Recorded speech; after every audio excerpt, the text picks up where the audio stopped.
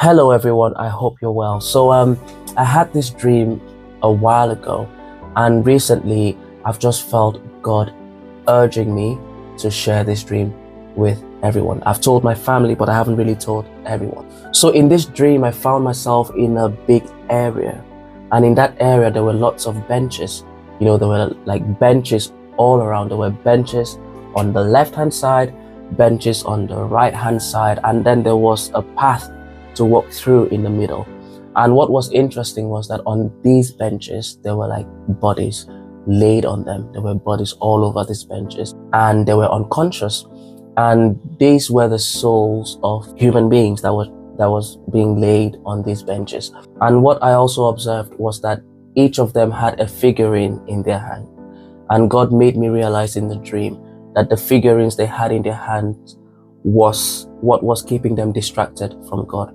Basically, the figurines they had in their hands was basically what was the idol in their lives. And then all of a sudden, I saw this huge, massive demon. And in the dream, God gave me the knowledge to realize that this demon was the demon in charge of the people that were laying on those benches. He was in charge of that area. His job was to make sure that every soul on those benches remained in the state of unconsciousness that they were.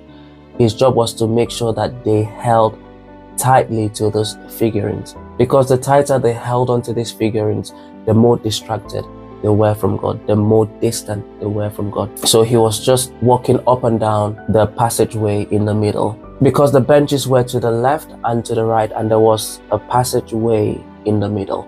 So what he was doing, he was basically patrolling the middle, passageway, making sure that everyone was unconscious and that they were holding on tightly to their figurines. And all of a sudden, I found myself laying on one of the benches as well. And I had a figurine in my hand. And the figurine I had in my hand was a replica of my phone. So that meant that my phone at that time was the thing that was keeping me distracted from God, the thing that was keeping me from spending time with Him, from praying as much as I should have been, from reading the Bible as much as I should have. So I found myself laying on this bench, but unlike everyone else, I wasn't unconscious. I was just laying there, but I was aware of my surroundings.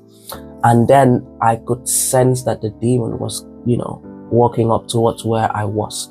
And I thought to myself, okay, let me pretend that I am unconscious. Let me just close my eyes and hold onto my figurine so that he can just come and walk past me, and then I will, get up and run or do whatever.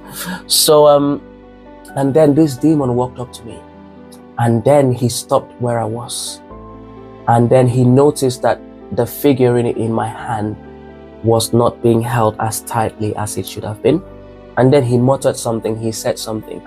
I couldn't make out the entirety of his sentence. I could only make out the first two words, and he said, "This one." And he said that with frustration. It's almost like I was known for giving him trouble or something. So as he held my hand to try and adjust my grip, to try and, put the figure in my hand and make me grip it tighter, I don't know, but for whatever reason, I grabbed his hand. I just literally got up and just grabbed his hand like that. And he looked at me with so much shock. He looked at me with so much disbelief, like I was not supposed to be awake.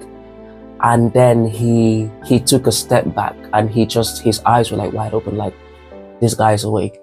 And when I felt his hands, the only thing I can describe it is like a man that had walked for 1,000 years. Like it was so rough, so coarse. It felt like a hand that had been doing like hard labor for 1,000 years. It was just so coarse and so rough. And then I got up from the bench. And when I got up from the bench, it's almost like I was drugged, because I was so lightheaded. I was so dizzy. I was stumbling. I was falling. I was getting up and trying to get out of there. And that was when I woke up from the dream. And the reason why God wants me to share this dream is because so many people are distracted from God without even realizing. So many people have made other things an idol in their lives over God. They spend more time with their phones. They spend more time scrolling through social media. They spend more time watching movies. They spend more time going out with friends. They spend more time doing everything else except for doing what really matters, and that is spending time with God. Without God, we are nothing, yet we spend the least amount of time with Him.